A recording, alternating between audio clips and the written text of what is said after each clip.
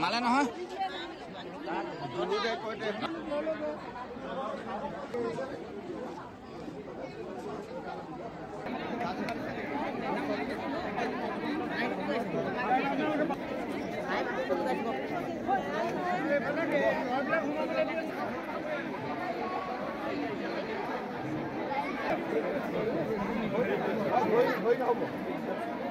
আজিৰ পৰা ৰাজ্যত আৰম্ভ হৈছে হাইস্কুল শিক্ষান্ত পৰীক্ষা আৰু ধেমাজিতো সমান্তৰালভাৱে 34টা চেণ্টাৰত অনুষ্ঠিত হৈছে এই মেট্ৰিক পৰীক্ষা আৰু মই এই মুহূৰ্তত উপস্থিত আছো ধেমাজি উচ্চতৰ মাধ্যমিক বিদ্যালয়ৰ যি চেণ্টাৰ এই চেণ্টাৰত উপস্থিত আছো আৰু মোক সতীৰ্থই দেখাব এই চেণ্টাৰত এতিয়া এনেধৰণে ছাত্ৰ ছাত্ৰীসকল পৰীক্ষাৰ্থীসকল আহি ইতিমধ্যেই ভিতৰলৈ সোমাই গৈছে পৰীক্ষাৰ বাবে আৰু যিসকল পৰীক্ষাৰ্থীসকলৰ যি পৰিয়ালৰ লোক বা তথা মাতৃ পিতৃ সকলো আহি এনেধৰণে উৎকণ্ঠাৰ এটা মাজে সকলো আহি তেখেতলোকক শুভেচ্ছা দিবৰ বাবে এনেধৰণে উপস্থিত হৈছে আৰু ভিৰ এক প্ৰকাৰৰ ভিৰ হৈছে বুলি ক'ব লাগিব ধেমাজি উচ্চতৰ মাধ্যমিক বিদ্যালয়ত আৰু ধেমাজিত এই বৰ্ষ সৰ্বমুঠ 14,403গৰাকী পৰীক্ষাৰ্থীয়ে অৱতীৰ্ণ হ'ব হাইস্কুল শিক্ষান্ত পৰীক্ষাত আৰু তাৰ সমান্তৰালভাৱে 7,071গৰাকী ছাত্ৰ আৰু 7,332গৰাকী ছাত্ৰীয়ে এই উচ্চতৰ যি হাইস্কুল শিক্ষান্ত পৰীক্ষাত অৱতীৰ্ণ হৈছে আৰু এনেধৰণে এইবাৰ প্ৰথমবাৰৰ বাবে OMR চিটত পৰীক্ষা দিব পৰীক্ষাৰ্থীসকলে আৰু OMR চিটৰ যি 50% OMR চিটত নাম্বাৰ দিয়াৰ বাবে 50% তেখেতলোকে লিখিতভাৱে দিব লাগিব আৰু তেনে ক্ষেত্ৰত আচলতে যি দেখা পোৱা গৈছে সকলোৰে মাজত এক উৎকণ্ঠা আৰু উৎসাহ উদ্দীপনা দেখিবলৈ পোৱা গৈছে সকলোৱে ভালদৰে পৰীক্ষা দিয়ক তাকে সকলোৱে কামনা কৰিছে আমি পৰীক্ষাৰ্থীৰ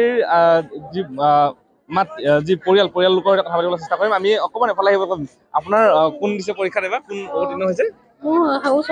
সৰু ছোৱালীজনী যিহেতু এইবাৰ প্ৰথমবাৰৰ বাবে OMR চিটত পৰীক্ষা হৈছে আৰু এইবাৰে শেষৰটোৰ মেট্ৰিক পৰীক্ষা হ'ব বুলি কৈছে কি ক'ব এতিয়াতো OMR চিটত যিহেতু এইবাৰ প্ৰথম দিছে এইটো নতুনকৈ পাইছে আপোনালোকে মানে পৰিয়ালৰ লোক হিচাপে কিবা ক'ব লগা আছে নেকি ভালে পাইছে এনেকুৱা এটা পৰামৰ্শ লোৱাৰ কাৰণে ল'ৰা ছোৱালীবোৰ অকণমান হেৰি হ'ব চাহ হ'ব আৰু বিশেষকৈ এইবাৰে শেষৰটোৰ মেট্ৰিক পৰীক্ষা বুলি কৈ আছে আৰু ইয়াৰ পিছত মেট্ৰিক পৰীক্ষা নহ'ব আৰু মেট্ৰিক পৰীক্ষাত কোনো ধৰণৰ স্থান প্ৰাপক নাথাকিব বুলি ইতিমধ্যে চৰকাৰে ঘোষণা কৰিছে এই বিষয়ত কিবা প্ৰতিক্ৰিয়া দিব নেকি এই বিষয়ে মেট্ৰিক বুলি ক'লে আচলতে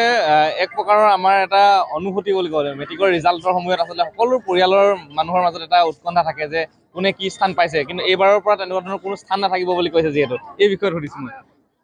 এই বিষয়ে ভালো হৈছে এক প্ৰকাৰ একেবাৰে বেয়াও হৈছে মানে যদি ষ্টেণ্ড পোৱা ল'ৰা ছোৱালীবিলাকে কিছুমানে ভাবি আছিলে যে মই ফাৰ্ষ্ট ডিভিজন পাম মই ডিভিজন লেটাৰ মাৰিম এইবোৰ আশাটো এইবাৰ নাই বুলি শুনিছোঁ সেইটো কাৰণে অকণমান বেয়াও পাইছোঁ ভালো পাইছোঁ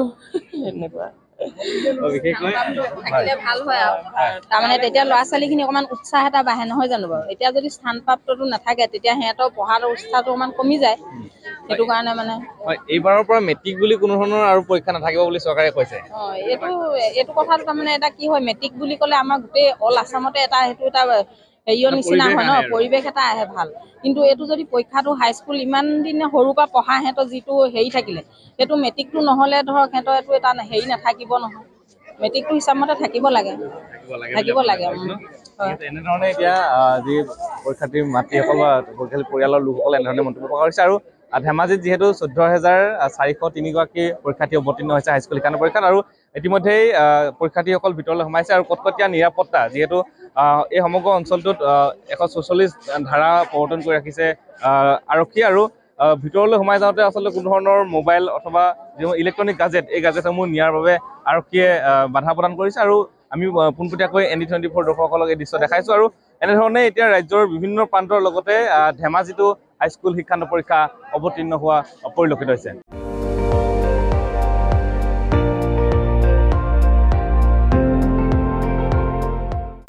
আপুনি চাই আছে ND24 সৰ্বশ্ৰেষ্ঠ নহয় সৰ্বোত্তমৰ দৌৰ